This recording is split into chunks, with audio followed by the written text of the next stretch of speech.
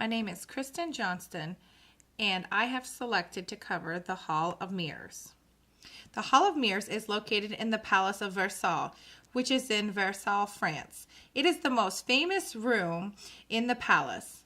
Louis Levy is the architect that designed it to replace a large terrace.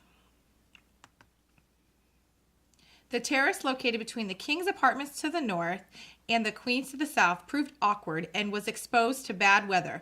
Very soon a decision was made to demolish it. Jules Jardin-Mansart came up with a more suitable design of a large gallery replacing the terrace. Construction began in 1678 and ended in 1684.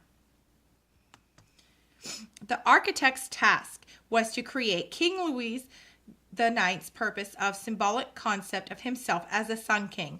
So it's told, each morning rising from his bed, the king would stroll past an assembled court through the Hall of Mirrors and enter into the gardens along the main wing of the palace. Following the path of the sun, it was laid out on an east to west axis. Between the gardens and the palace, it provided an appropriate setting for feast, balls, or fireworks displays with great social elements. Daily people crossed the Hall of Mirrors. It was also a place for waiting and meeting. When holding a royal wedding or a diplomatic reception, the throne went in on a platform located at the end of the hall by the Peace Room, and they closed off its arch. The power reaching a level of ostentation was rarely shown.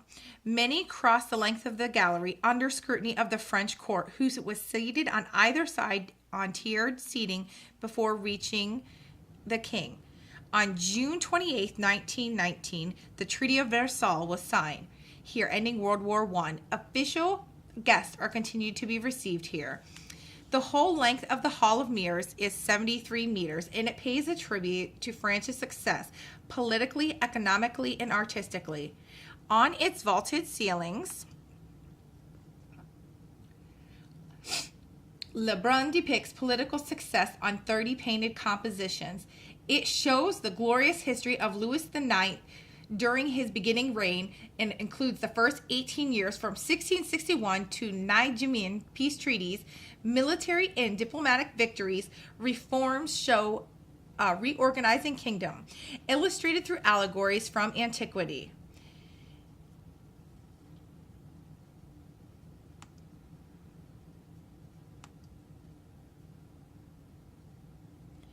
The economic prosperity is shown in 357 mirrors, bedecking 17 arches opposite the windows.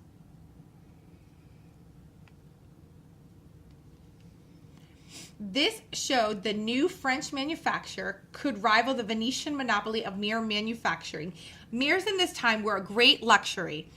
The Rue de Reims pilasters topped with capitals of gilded bronze showed artistic success. This new design was called the French style and created upon request of Colbert by Lebrun. A fleur de lis topped by a royal sun between two Gaelic roosters was the design that incorporated the national emblems. Each of the arches contained 21 mirrors. The arches are fixed between marble pilasters whose capitals show symbols of France. Other attributes, such as silver table pieces and guardians, were melted down to help finance the wars. I choose the Hall of Mirrors to present because of its astounding beauty. Since a child, I've always loved the sun and used to have my own chandelier-like glass balls I would hang in my window so the sun's rays would shine brightly off of them, causing a breathtaking sight. I imagine walking down the Hall of Mirrors on a sunny day would remind me of walking with God. On my references, if you would follow the last link, it is a link with an interactive mural for the vaulted ceilings, and it tells you what each picture represents.